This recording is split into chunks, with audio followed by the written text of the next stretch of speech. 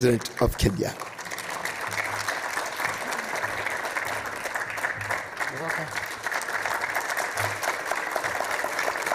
Thank you very much.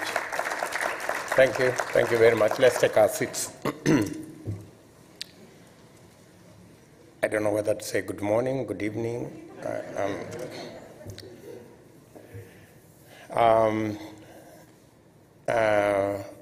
The president of the University of Loyola,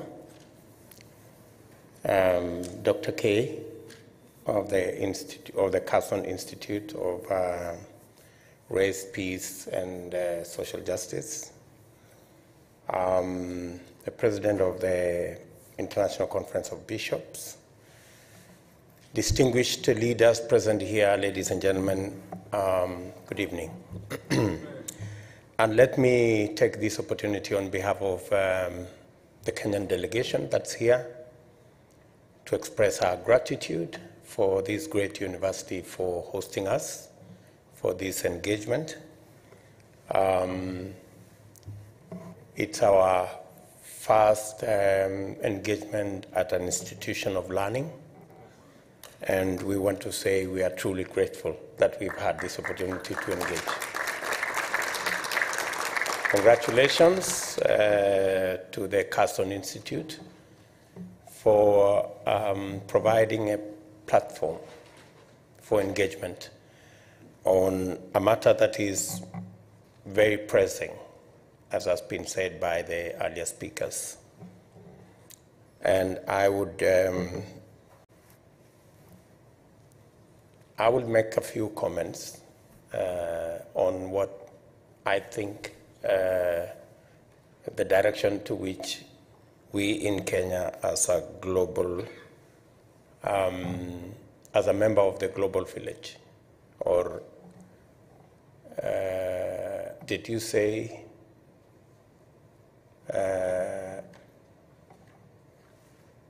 something to the effect that we are all in a neighborhood that one resembles the other. I don't want to use the word you used earlier. I'm not as courageous as you. But to say how grateful we are, maybe by way of introduction, allow me to introduce the members of the delegation from Kenya so that you can know who is in our midst. I will start with my colleague, the Honorable Musalia Mudavadi, our former Vice President of Kenya. Thank you very much.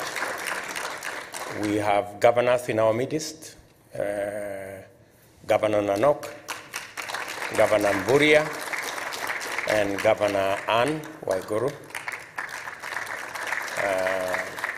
Those are people running close to the states in America, but we call them counties in Kenya. Then we have senators from Kenya. We have two senators from Kenya. Senator Susan from the Nakuru you talked about, that's the senator of Nakuru. And Senator Murkomen, also from Rift Valley. And then we have members of parliament in our midst.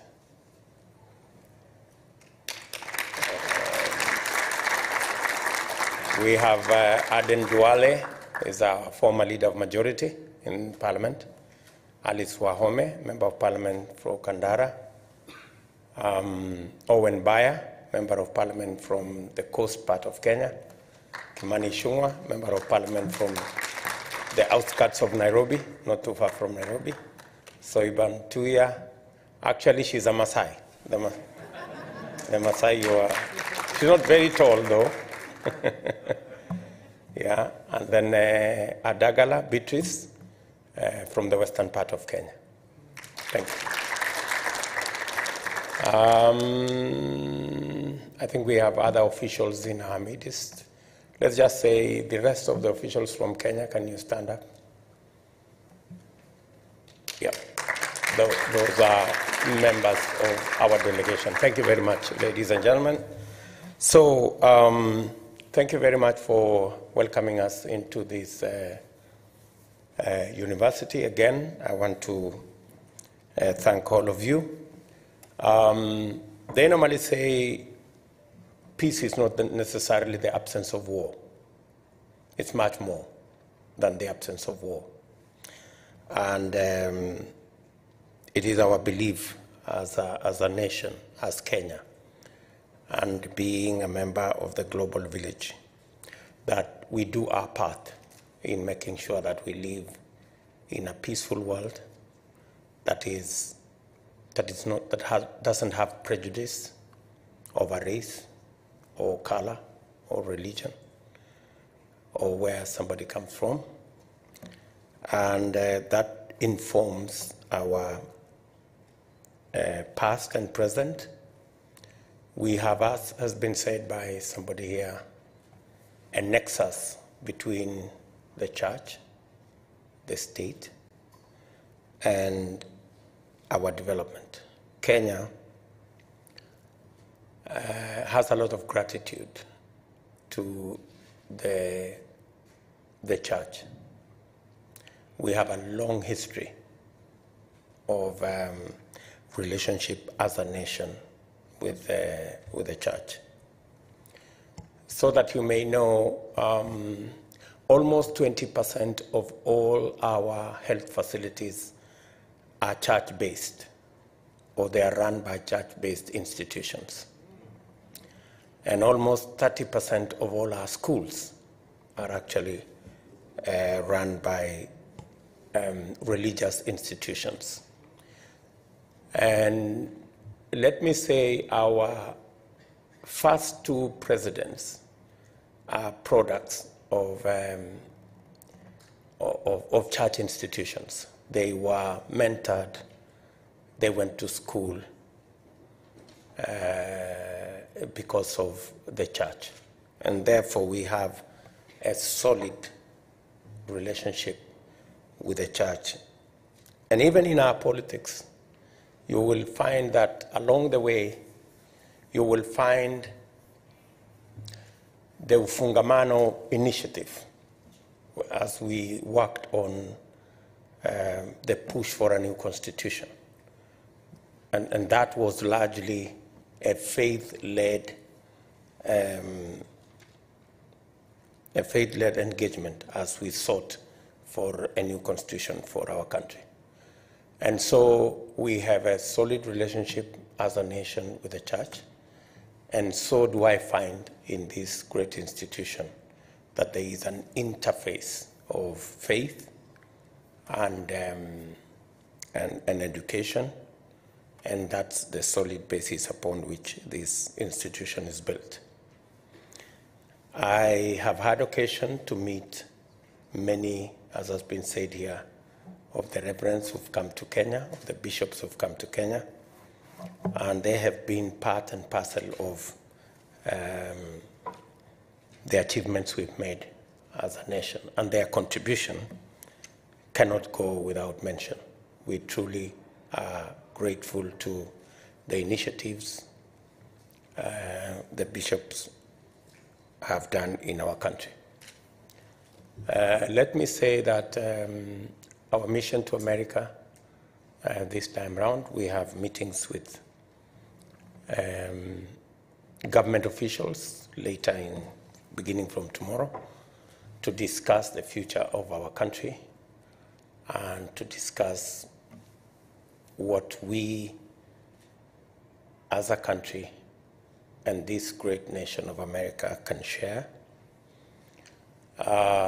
in terms of democracy, development, and the whole array of matters in that space. We believe that we have lessons to learn from this great land of the free, or so we call it. And you inspire us as Kenyans to also claim our space and be free from the many trappings that in the journey of making a nation become part of the struggles that we have to go through. The country is deep in discussion about our democracy, the status of our democracy, the threat to our democracy, and the freedom of choice that people can choose freely without blackmail, intimidation, threats, which in the life of a nation sometimes become part of the hurdles that we have to go through. And Kenya is as resilient as this state. You have correctly said that this also looks like a state of hustlers. And and so are we. And so we are at the moment in Kenya, we are facing an election, and the matters in the election, from our opinion, are about 3 issues. In fact, the biggest issue that is on the ballot is the democracy of our nation and whether we truly have the opportunity to make free choices devoid of blackmail, threats, and intimidation. That's a matter that is on the ballot, and that's a matter that many Kenyans, in fact, if you understand a bit of Kiswahili, that's what informs the current push by many Kenyans to say hatupangwingwi, meaning we want to make our choices without being choreographed or chaperoned or blackmailed or intimidated.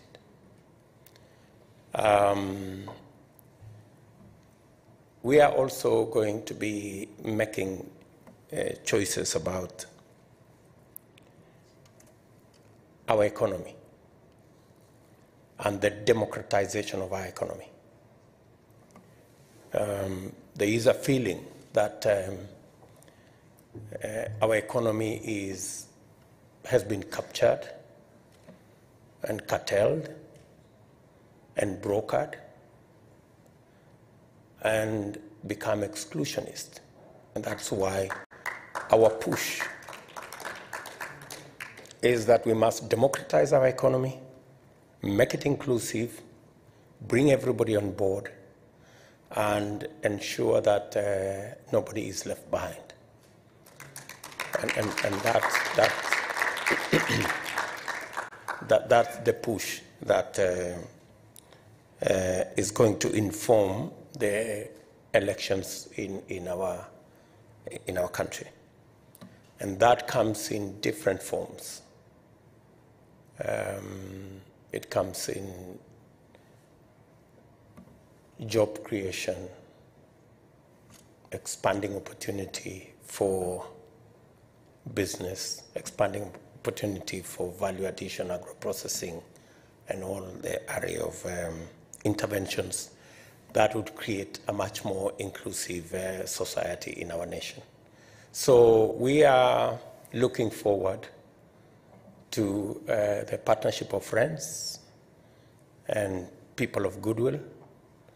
And America has always been a partner and a friend and has stood with us during the good and the bad times, always in Kenya. And together with other members of the international community, we are looking forward to working together in that endeavor. It is said that injustice anywhere is a threat to justice everywhere.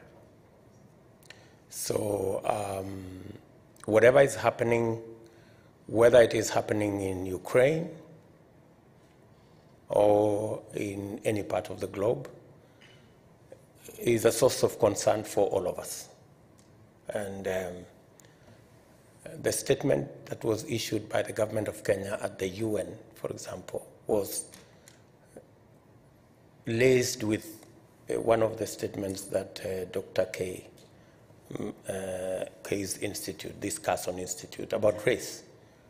That even in a situation of war like in Ukraine, you still have people who want to practice racism, who gets rescued first, you know? And even in a situation of war, it's mind-boggling that people can still have the space to practice racism, you know? And therefore, the institute here, the Carson Institute, has some work to do. And hopefully, as members of the global village, we will play our part as people from Kenya. I do not wish to say more than that at this point. I want to say thank you very much for accommodating us in your schedule, and we are looking forward to an interaction with you people. Thank you.